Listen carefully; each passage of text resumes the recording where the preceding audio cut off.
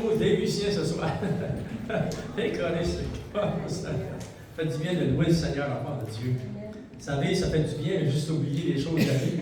Et puis, venir au sanctuaire de Dieu, voir au Seigneur, alléluia, et entrer dans la présence de notre Dieu. Si vous voulez, ce soir, enfant de Dieu, nous allons tourner ensemble dans Jean chapitre 6. Et on continue cette série d'enseignements qui est très, très, très importante pour l'Église d'aujourd'hui, qui avait pour titre Enfant de Dieu. Parlant d'Abraham, en premier, nous avons parlé d'Abraham, ça dit il a cru Dieu. C'est très important pour les chrétiens de croire Dieu, de croire ce qu'il a dit, de croire ce qu'il est. Alléluia. Nous avons cru au Seigneur, enfant de Dieu. Nous avons vu comment il était très important pour Abraham. Il avait placé sa foi en Dieu. Dans la voie aussi que Dieu, les paroles que Dieu lui avait adressées à son cœur. Gloire au Seigneur. On a vu dans Romains chapitre 4, verset 17, comment ça dit, il a cru Dieu. Il a cru que Dieu donne la vie aux morts et qu'il appelle les choses qui ne sont point comme si elles étaient. Waouh, c'est puissant. Il y a des prédications juste dans ce verset. Deuxième chose que nous avons vue, c'est par rapport à Abraham et Sarah, c'est par la foi qu'ils crurent à la fidélité de celui qui avait fait la promesse. Et nous savons que Sarah a enfanté à 90 ans. Amen. Parce qu'ils ont cru à la fidélité. Nous devons croire à la fidélité de Dieu. Il est tout-puissant, il est fidèle. Sa fidélité est éternelle, enfant de Dieu. Alléluia. Troisième révélation que nous avons découvert ensemble, c'est le témoignage de l'apôtre Pierre. Nous avons découvert comment il va dire au Seigneur, et nous avons cru que tu es le Christ, le Saint de Dieu. Alléluia. Et nous avons aussi vu, enfant de Dieu, la quatrième révélation qui parlait de nous. Nous aussi, nous avons cru. Heureux ceux qui ont cru sans avoir vu. Alléluia. Et ceux qui ont cru sans avoir vu, enfant de Dieu. Et maintenant, enfant de Dieu, nous allons découvrir quelque chose de très puissant encore ce soir. Alléluia. Et nous allons lire dans Jean chapitre 6, on va revenir en Jean chapitre 6, verset 66, jusqu'au verset 69. Et on va découvrir que Pierre est aussi, lorsqu'il est inspiré par le Saint-Esprit, il écrit dans 1 Pierre chapitre 1. Regardez ce qu'il dit, c'est très important. Chaque parole de la Bible sont très importantes. Il est dit ici, enfant de Dieu, Jean chapitre 6, verset 66, « Dès ce moment, plusieurs de ses disciples se retirèrent. Ils n'allèrent plus avec lui, c'est-à-dire qu'ils n'allèrent plus avec Jésus. Et Jésus donc dit aux douze, « Et vous, ne voulez-vous pas aussi vous en aller? » Et Simon-Pierre lui répondit, « Seigneur, à qui irions-nous? Tu as des paroles de la vie éternelle. Et nous avons cru, et nous avons connu que tu es le Christ, le Fils de Dieu. » Alléluia. Seigneur, ce soir, nous aussi, nous avons cru, et nous avons connu que tu es le Fils de Dieu. Et tout ce que tu as dit est la vérité. Alléluia. Nous pouvons bâtir nos vies sur les paroles que tu as proclamées. Seigneur, bénis ton Église et bénis ton peuple. Et on veut surtout recevoir les révélations de la parole de Dieu. Parce que c'est par révélation que notre foi grandit. Et c'est par révélation que nous venons à la connaissance de notre Dieu. Bénis ton peuple. Et au nom de Jésus, nous t'avons prié. Gloire au Seigneur. Regardez, enfants de Dieu, pour quelques instants. Si quelques instants n'est pas trop long. La cinquième révélation. Ta foi t'amènera à connaître les promesses du royaume de Dieu. Pierre va dire, nous avons cru. Il dit, nous avons cru et nous avons connu. Alléluia. La foi que Dieu t'a donnée, elle va te porter, elle va te pousser jusqu'au point où tu vas apprendre à connaître les promesses du royaume de Dieu. Alléluia. Lorsque nous regardons le témoignage de Pierre, nous regardons le témoignage des autres apôtres et des 120 qui avaient dans la chambre haute, eux aussi, enfants de Dieu, ils avaient cru au Seigneur. mais aussi ils ont connu ce que contenait le royaume de Dieu. Alléluia! C'est très important pour nous aussi aujourd'hui. Nous voulons connaître ce que comprend le royaume de Dieu. Lorsque Jésus a dit, il a dit, je dispose, et vous êtes de ceux qui avez persévéré avec moi dans mes épreuves. Et il dit, je dispose du royaume de Dieu en votre faveur. Alléluia! C'est puissant, très puissant par le Dieu. Alléluia! La question qu'on se pose ce soir, est-ce que ma foi m'amène à connaître, comme la foi de Pierre et des 120 dans la chambre haute, comme nous allons voir. Parce qu'il y a quelque chose, ils ont cru, mais aussi ils ont connu. Ils ont expérimenté ce que le Seigneur Jésus leur avait dit. Et ça, c'est très puissant, enfant de Dieu. Gloire au Seigneur. Regardons, enfant de Dieu, l'exemple de l'apôtre Pierre et aussi des 120 qui avaient dans la chambre haute. Comment eux, leur foi les a amenés à connaître personnellement les choses de Dieu. Parce que vous savez, on a beaucoup de témoignages de gens qui ont été touchés, de gens qui sont remplis du Saint-Esprit de feu, mais nous voulons que nous aussi, nous voulons vivre et expérimenter les choses du royaume de Dieu. Regardons dans Actes des Apôtres, chapitre 1. Il est dit au verset 12, pour se placer dans le contexte de cet enseignement ce soir.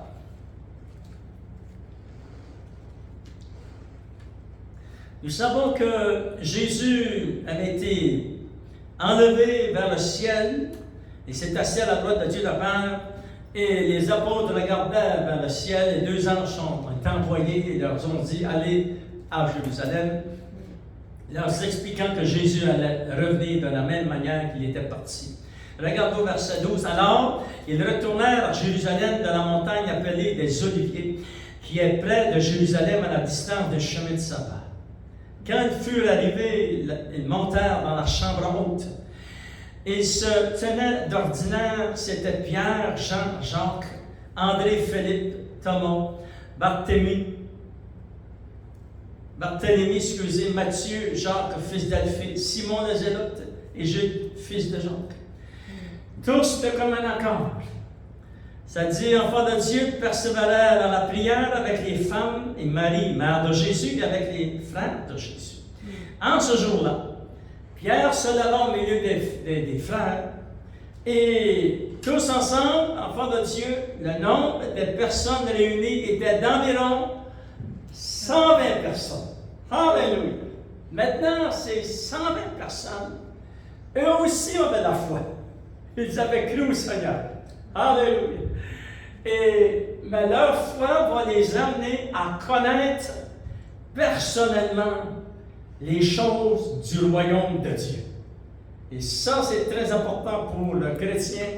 C'est très important de connaître les choses du royaume de Dieu. Voici ce que leur foi va les amener à connaître concernant les principes du royaume de Dieu. Et nous aussi, nous avons cru, et comme il est écrit dans 1 Pierre chapitre 1, verset 8 jusqu'au verset 9, ça dit heureux ceux qui ont cru sans avoir vu, enfants de Dieu.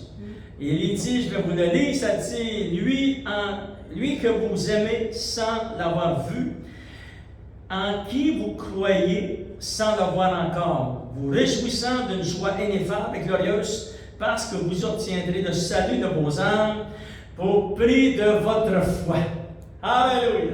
Votre foi est très importante pour Dieu. Elle est très importante pour vous. Elle est très importante pour moi. Ma foi est très, très, très importante. Les 120 étaient réunis dans la prière, enfants de Dieu. Ils avaient la foi, mais la foi allait les amener à connaître et expérimenter les choses de Dieu. Et pourtant, ils ont été 10 jours avant qu'il y ait l'effusion de la puissance du Saint-Esprit. Alléluia! Et ça, enfants de Dieu, ils ont poussé leur foi, ils ont gardé la foi, et ils se souvenaient, enfants de Dieu, que Jésus aussi en avait parlé, Jésus en avait confirmé qu'il allait envoyer le Consolateur, l'Esprit de vérité. Regardez dans Luc chapitre 24, il est dit au verset 49, il est dit, et voici, j'enverrai sur vous ce que mon Père a promis. mais vous restez dans la ville. Fait que c'est là qu'ils sont restés. Ils ont resté dans la ville de Jérusalem. Ils sont montés dans la chambre haute jusqu'à ce que vous soyez revêtus de la puissance d'en haut. Alléluia! Et c'est vraiment cela qu'ils ont fait. Nous les trouvons dans Actes des Apôtres, chapitre 1. 120 personnes sont réunies en faveur de Dieu. Jésus leur avait promis, il leur va même leur promettre la puissance du royaume de Dieu dans Actes des Apôtres, chapitre 1, versets 4 et 5. Ça dit, comme il se trouvait avec eux, il leur recommanda de ne pas s'éloigner de Jérusalem, mais d'attendre ce que le Père avait promis. Ce que je vous ai annoncé, leur dit-il, car Jean a baptisé d'eau, mais vous, dans peu de jours, vous serez baptisés du Saint-Esprit. C'est les promesses que le Seigneur avait faites avant qu'il quitte en faveur de Dieu, qu'il monte à la droite de Dieu le Père, et il devait persévérer, patienter, et prier, mais aussi garder la foi. Parce que s'il serait découragé, vous savez, sur les 120, s'il y en avait 10 qui seraient partis, il n'aurait pas connu, parce que la foi nous amène à connaître les choses de Dieu. Il y a des étapes dans la foi. Et ici, à la foi de Dieu, eux, ils vont découvrir comment leur foi les a amenés à connaître les principes du royaume de Dieu. Alléluia! Ils ont persévéré au foi de Dieu. Et regardez dans Actes des Apôtres, chapitre 2. Regardons, enfants de Dieu, qu'est-ce qui s'est passé dans les Actes des Apôtres, chapitre 2. Ils étaient tous réunis dans la chambre haute. Et la parole de Dieu est claire. La fête de la Pentecôte à Jérusalem, le jour de la Pentecôte, ils étaient tous ensemble, dans le même lieu. Ils étaient dans la chambre haute, 120 personnes. Et lorsqu'ils étaient là, tout à coup, ils vinrent du ciel un bruit comme celui d'un vent impétueux. Ils remplirent toute la maison où ils étaient assis. Pourquoi ont-ils vécu cela? C'est à cause de leur foi. Ils ont cru, mais leur foi aussi les a amenés à connaître les choses du royaume de Dieu. Et regardez tout ce qui va se passer dans quelques versets. Ils étaient enfants de Dieu, ça dit tout à coup, ils vinrent du ciel un bruit comme celui des vents impétueux. Ils remplirent toute la maison où ils étaient assis. Des langues semblables à des langues de feu leur apparurent, séparées les unes des autres, et se posèrent sur chacun d'eux. Il aurait manqué s'ils n'auraient pas persévéré dans la foi. La foi les a amenés à connaître le début de l'Église du Seigneur Jésus. Le Saint-Esprit, enfant de Dieu, le ciel s'est ouvert, le Saint-Esprit est descendu dans cette chambre haute, alléluia, et des langues semblables à des langues de feu leur apparurent, ils se posèrent sur chacun d'eux, il dit dans la parole de Dieu, et l'un des résultats de tout cela, c'est qu'ils sont mis à parler en d'autres langues. Fait que la foi les a amenés à connaître les choses du royaume de Dieu. Et ça, c'est très puissant. Amen. Alléluia. Parce que Jésus l'avait promis, je vais vous envoyer l'Esprit de Dieu, le Consolateur, l'Esprit de vérité. Alléluia. Et ici, enfant de Dieu, c'est merveilleux parce que l'Église va commencer avec la puissance de Dieu. Le Seigneur l'avait promis, il avait dit ceci dans Actes des Apôtres, chapitre 1, verset 8, ça dit « Mais vous recevrez une puissance, le Saint-Esprit survenant sur vous. » Ça va commencer où? À Jérusalem. Et ça va aller jusqu'aux extrémités de la terre. Vous pouvez pas être plus aux extrémités de la terre que notre région. Amen. Fait que le Saint-Esprit est venu au fond de Dieu. Vraiment, ils ont commencé à connaître, c'est la foi qui les a amenés à connaître et expérimenter les choses du royaume de Dieu. Et ça allait être puissant, leur vie allait être transformée. Et c'est la même chose pour nous, enfants de Dieu. Ta foi t'a amené à connaître et à expérimenter par toi-même les choses du royaume de Dieu. La première personne que tu as rencontrée, la première expérience que tu as vécue, lorsque tu as donné ton cœur au Seigneur, tu as rencontré le Saint-Esprit. La même chose qu'eux, ils vont rencontrer le Saint-Esprit et ici, il y a beaucoup d'actions dans cette chambre haute, au fond de Dieu. Le Saint-Esprit va manifester sa gloire, sa présence. Les gens à l'extérieur de la chambre haute vont entendre ce bruit. Regardez au verset 5. Or, il y avait en ces jours à Jérusalem des Juifs, hommes pieux de toutes les nations qui sont sous le ciel. Au bruit qui eut lieu, la multitude accourut, elle fut confondue parce que chacun les entendait parler dans sa propre langue. Ils étaient tous dans l'étonnement. Maintenant, enfants de Dieu, ces gens ici ne faisaient pas partie de la chambre haute. Ces gens étaient étrangers aux choses de Dieu. Il y a 3000 hommes qui ont été sauvés à part des enfants et des femmes en cette journée-là.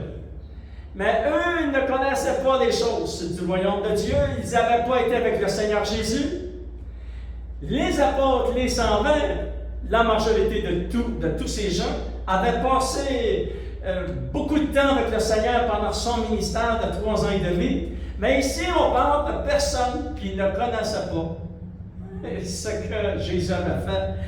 Ils étaient à Jérusalem et là, au bruit de la puissance de Dieu qui s'est manifestée, sont accourus, ils ont commencé à entendre ces gens parler en d'autres langues.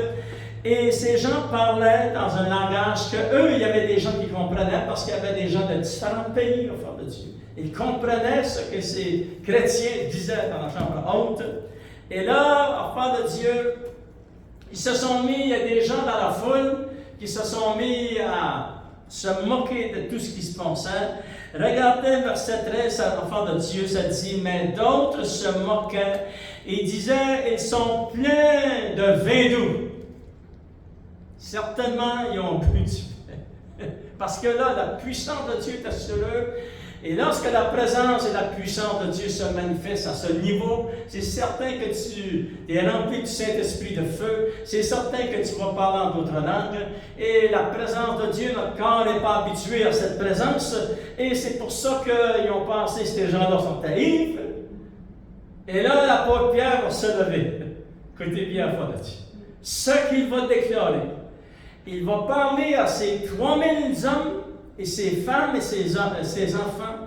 Et regardez qu'est-ce qu'il va dire. Alléluia. L'effusion du Saint-Esprit était très puissante et très glorieuse. Il est dit, enfants de Dieu, on va lire ensemble verset 14. Ça dit, alors Pierre. Écoutez bien qu'est-ce qu'il va dire. C'est très important. Alors Pierre se présenta au milieu de toute cette foule de personnes qu'il y avait là, enfants de Dieu. Avec les 11, il leva la voix leur parlant ces termes. Hommes juifs, vous tous qui séjournez à Jérusalem, sachez ceci et prêtez l'oreille à mes paroles. Ces gens que vous voyez ici dans la chambre haute ne sont pas ivres. Parce que lui, il faisait partie de ceux qui avaient connu et expérimenté. Sa foi l'avait amené à expérimenter ce que le Seigneur Jésus avait promis. Amen. Il s'est dit, mais c'est ici ce qui a été dit par le prophète Joël. Alléluia. Et là, il va citer Joël chapitre 2 dans l'Ancien Testament. Et dans Joël chapitre 2, enfants de Dieu, c'était prophétisé des centaines et des centaines et des centaines d'années avant que cette manifestation du royaume de Dieu se manifeste. Et là, ça dit, enfants de Dieu, dans Joël chapitre 2, verset 28, Joël avait prophétisé par la puissance du Saint-Esprit. Après cela, je répandrai de mon esprit sur toute chair. Et là, Pierre se lève et leur dit ceci. Ce que vous entendez, que vous voyez, ces gens ne sont pas ivres. Il est 9 heures du matin. Il n'y a personne qui a bu ici dans la chambre haute. Il va leur dire, c'est l'accomplissement de la prophétie que le Saint-Esprit avait dit par la bouche de Joël, le prophète dans l'Ancien Testament. Alléluia. Et l'enfant de Dieu, il va leur dire, c'est l'accomplissement de cette prophétie dans l'Ancien Testament qui se réalise maintenant sous vos yeux. Regardez, enfants de Dieu, c'est très important tout ce que nous lisons dans la parole de Dieu parce que ça nous aide à nous, les chrétiens, à être dirigés dans la vérité. Alléluia. Regardez, on va le lire ensemble. Actes des Apôtres, chapitre 2, verset 17, ça dit ceci. Dans les derniers jours, dit Dieu. Qu'est-ce que Dieu dit? Nous sommes dans les derniers jours. Nous sommes dans les derniers jours aussi. Ces derniers jours ont commencé en cet instant dans la chambre haute jusqu'au retour du Seigneur Jésus. Alléluia, mais nous sommes encore dans les derniers jours. Qu'est-ce que Dieu dit? Dieu dit ceci. Regardez qu'est-ce qu'il dit. Dans les derniers jours, dit Dieu, je répandrai de mon esprit sur toute chair. C'est puissant, enfant de Dieu. Il n'a pas dit, je répandrai mon esprit sur une personne, 10 personnes, 120 personnes, quelques personnes. Là, il a dit sur toute chair. C'est très important dans ce que nous lisons, les Saintes Écritures. Et l'enfant de Dieu, il dit, vos fils et vos filles prophétiseront, vos jeunes gens auront des visions, vos vieillards auront des songes. Oui, mes serviteurs, mes servantes. Et vous savez qu'à cette époque aussi, il y avait toutes ces religions, au temps de Jésus, au temps des apôtres, il y avait beaucoup qui dominaient sur les femmes. Et là, le Seigneur va les surprendre, va leur dire, le Saint-Esprit est répandu sur les hommes et sur les femmes, les serviteurs et les servantes. Amen. Alléluia. Fait que le Seigneur est en train de révolutionner le christianisme. C'est ça que le Seigneur est en train de faire. Ça veut dire que la puissance du royaume de Dieu, la puissance que le Saint-Esprit va manifester ici, enfant de Dieu, il parle de prophétie, il parle de vision, il parle des songes. Regardez au verset 19, « Je ferai paraître des prodiges en haut dans le ciel et des miracles en bas sur la terre. » Et là, ça a commencé. Vous savez que lorsque vous continuez à lire dans les Actes des Apôtres, il y a eu des miracles au chapitre 3, il y a eu des miracles au chapitre 4, et ça continue, ça continue. Des réveils puissants, enfants de Dieu, c'était la venue de la puissance du Saint-Esprit. Leur foi, il les avait fait connaître, expérimenter personnellement les choses du royaume de Dieu. Maintenant, enfants de Dieu, nous sommes dans les derniers temps, comme il est dit ici, dans les derniers jours, excusez. Mais moi, je pense que nous sommes rendus plus loin. Nous sommes dans les derniers âges. Vous vous souvenez, c'est écrit dans 1 Jean, chapitre 1, verset 18, ça dit « Petits enfants, nous sommes dans les dernières heures. » Nous sommes dans les dernières heures des derniers jours. Voyez-vous? Amen. Parce que nous, ça fait déjà 2000 ans que ça se manifeste, cette présence glorieuse. C'est quelque chose, ça, Père Dieu. Maintenant, lorsque le Saint-Esprit s'est manifesté ici dans la chambre haute, il n'y a pas de retour au ciel. Parce que le Saint-Esprit, lorsqu'il va entrer dans cette chambre haute, c'est comme l'autoroute. Il va entrer pour envahir le monde entier. Jusqu'à nous, Frère Dieu. Amen. Jusqu'à nous aujourd'hui. C'est-à-dire que la puissance de Dieu, la puissance du Saint-Esprit, se manifeste encore aujourd'hui. Il n'y a pas aucun verset dans la parole de Dieu qui s'est dit que ça allait arrêter au temps des apôtres. La puissance de Dieu est effective pour tous ceux que par la foi, ils vont connaître et expérimenter personnellement les choses du royaume de Dieu. Maintenant, enfants de Dieu, nous savons que nous sommes dans les temps proches du retour du Seigneur. Et soyez pas surpris si nous allons voir ce que nous allons lire ici. On va le relire ensemble.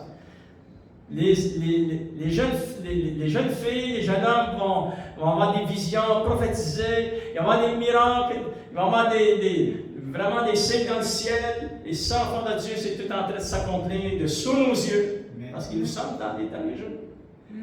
Mais regardez, enfants de Dieu, ça dit, on va le relire ensemble.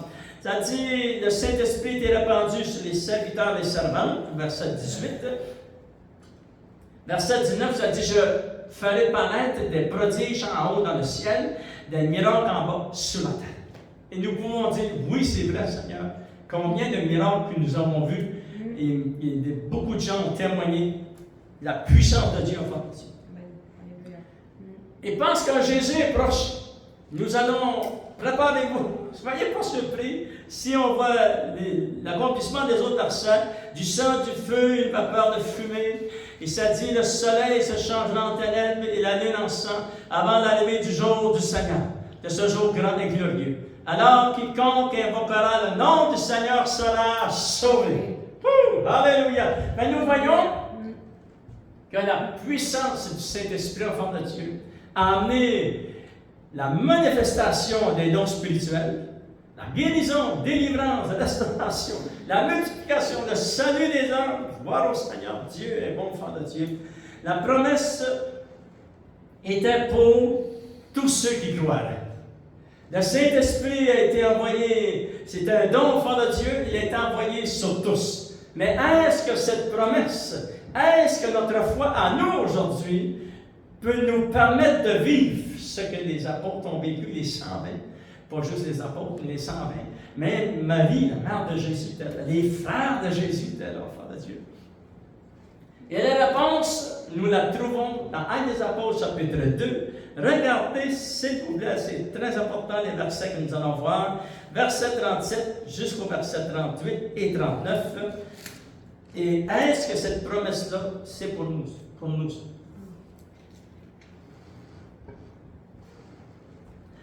Il est dit, lorsque Pierre a terminé sa prédication, les gens ont été touchés. Ça s'est tout passé dans la chambre haute. Mais les 3000 n'étaient pas tous dans la chambre haute. Parce que la chambre haute, lorsque nous avons été en Jérusalem, on a entré dans cette chambre haute. Et 120 personnes, c'était pas mal clair. Et puis surtout que 120 personnes excitées comme étaient excitées. C'est-à-dire que lorsque ces gens entendent le message que Pierre va prêcher, ces gens sont à l'extérieur du bâtiment. Ils sont tous alentour, sont dans les rues, sont à l'extérieur, ils entendent la voix de l'apôtre Pierre. Et là, ils ont eu le cœur vivement touché. Et ça dit, après avoir entendu ce discours, ils eurent le cœur vivement touché. Et ils dirent à Pierre et aux autres apôtres, hommes, frères, que ferons-nous? Pierre leur dit, répentez-vous, que chacun de vous soit baptisé au nom de Jésus-Christ pour le pardon de vos péchés, et vous recevrez le don du Saint-Esprit. Écoutez bien, enfants de Dieu, car quelle est cette promesse? Quelle était la promesse que le Père avait faite et que le Fils avait faite? Que Jésus va leur expliquer. La promesse est celle-ci, enfants de Dieu. Vous recevrez le don du Saint-Esprit. Car cette promesse de recevoir le Saint-Esprit est pour vous, pour vos enfants, pour tous ceux qui sont au loin, en aussi grand nombre que le Seigneur notre Dieu les appellera. Il n'y a aucune limite à ce que Dieu a commencé de faire, enfants de Dieu. Alléluia. Est-ce que la promesse est pour nous? Et la réponse, la Bible dit oui, c'est pour nous. Maintenant, enfants de Dieu, on s'est posé la question, avec tout ce que nous avons lu dans Actes des Apôtres, chapitre 2, écoutez bien ceci, enfants de Dieu. Et je vous donne une révélation ce soir, je vais essayer de l'expliquer du mieux que je peux. La révélation finale qui s'est manifestée ici dans la chambre haute se trouve au verset 38, il dit ceci. Vous recevrez le don du Saint-Esprit. Maintenant, enfants de Dieu, dans la parole vivante, ça dit, vous recevrez en cadeau le Saint-Esprit. Ouh! Écoutez bien, moi, le jour où j'ai été sauvé, je n'étais pas digne de recevoir le cadeau, le Saint-Esprit. Mais je l'ai reçu. C'est la même chose pour vous. Vous avez reçu ce que le Père avait promis, que Jésus avait promis, parce que lorsqu'on est sauvé, le Saint-Esprit vient s'installer ici dans notre cœur. Et vous avez reçu le don. C'est un don le Saint-Esprit, c'est un don que Dieu nous a donné. On n'était pas digne de le recevoir. Mais le Seigneur a dit, je t'aime mon fils, puis je t'aime ma fille, puis je te donne en don. C'est un don que je te donne, c'est un cadeau. Il s'appelle le Saint-Esprit. Parce que les actes des apôtres, c'est plus que la manifestation de la puissance du Saint-Esprit. C'est tout cela, plus cette révélation, ceci. Enfant de Dieu, qu'est-ce que cela veut dire, le don du Saint-Esprit? Le don du Saint-Esprit parle de toute la plénitude du Saint-Esprit. En d'autres mots, ça veut dire, lorsque tu lis le don du Saint-Esprit, vous allez recevoir le don du Saint-Esprit. Ça ne parle pas juste du baptême du Saint-Esprit, c'est plus grand que cela. Ça parle de lui, le Saint-Esprit. Vous avez reçu le Saint-Esprit. Et parce que nous croyons en ce qui est écrit dans la parole de Dieu, cela va être très utile pour notre marche chrétienne. Les apôtres et les 120 dans la chambre haute, ils ont réalisé que ce qu'ils ont reçu, c'est une personne qui s'appelle le Saint-Esprit qui est entré dans cet endroit. Et toute sa puissance, enfant de Dieu, s'est manifestée. Et nous savons que il va manifester sa puissance du nord au sud, de l'est en ouest. Dieu n'a aucune limite dans le Seigneur. Enfant de Dieu, cela parle, le don du Saint-Esprit cela parle de lui, ça parle du Saint-Esprit au complet, de la personne. Où a-t-il été? Il est venu ici dans notre cœur. C'est-à-dire, c'est lui en nous, enfant de Dieu. Il a transporté la présence de Christ en nous. Ce n'est plus moi qui vis, mais c'est Christ qui vit en moi. Alléluia! Cela parle, enfant de Dieu, pas seulement de la présence et de la puissance, mais cela parle de lui. Cela parle d'une personne. La vie chrétienne, c'est une personne qui t'accompagne. Et il s'appelle le Saint-Esprit.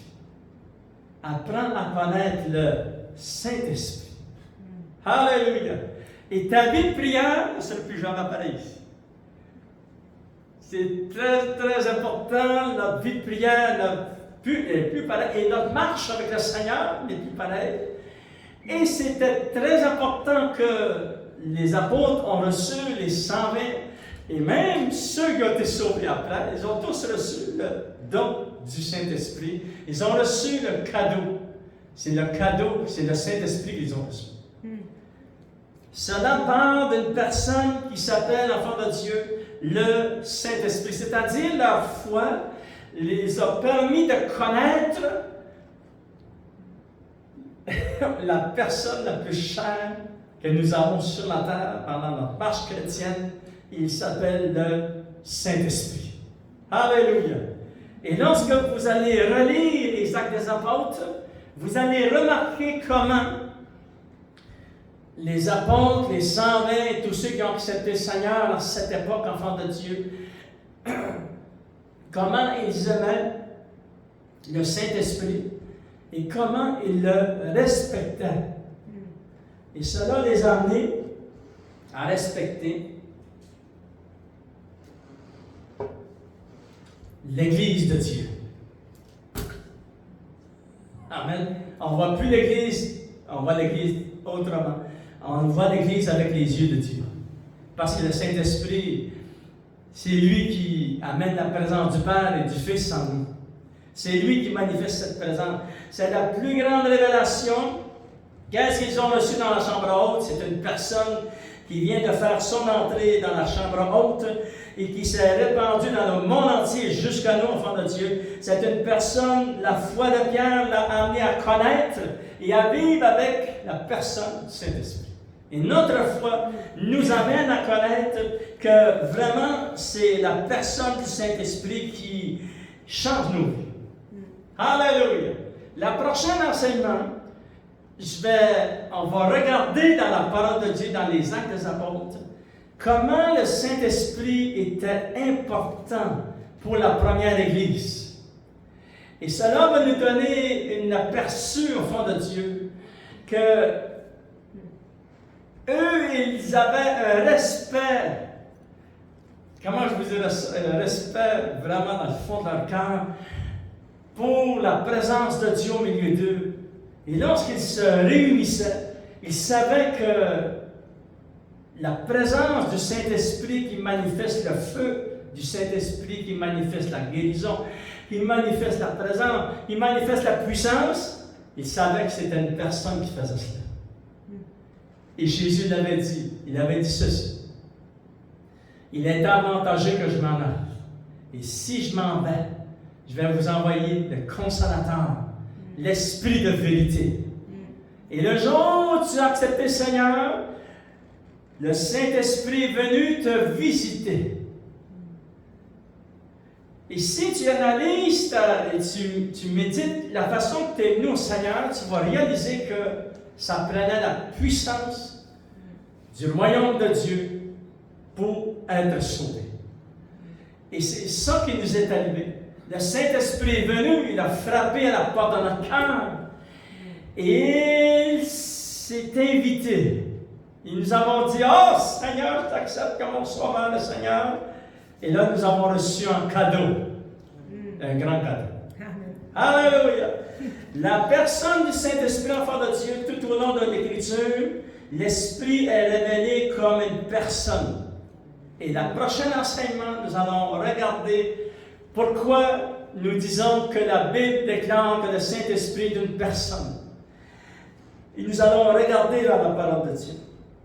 La Bible enseigne que le Saint-Esprit est une personne avec une individualité propre. C'est une personne divine comme le Père et le Fils. C'est pourquoi nous ne devons pas penser que le Saint-Esprit est seulement une influence ou une puissance. Il est tout cela, mais il est la personne du Saint-Esprit. Alléluia! Et l'enfant de Dieu. Oh, gloire au Seigneur. Écoutez bien, enfant de Dieu. Lorsque vous recevez cette révélation que le Saint-Esprit est une personne, lorsque vous allez entrer dans votre chambre de prière ce soir, souvenez-vous qu'il est avec vous. Et Jésus l'avait promis, Jésus avait dit, je serai avec vous tous les jours jusqu'à la fin. Alléluia! Comment peut-il être avec nous s'il est assis à la droite de Dieu le Père? C'est parce que le Saint-Esprit est uni au Fils et au Père, enfant de Dieu. Ils sont un. Alléluia! Mais il a changé nos vies.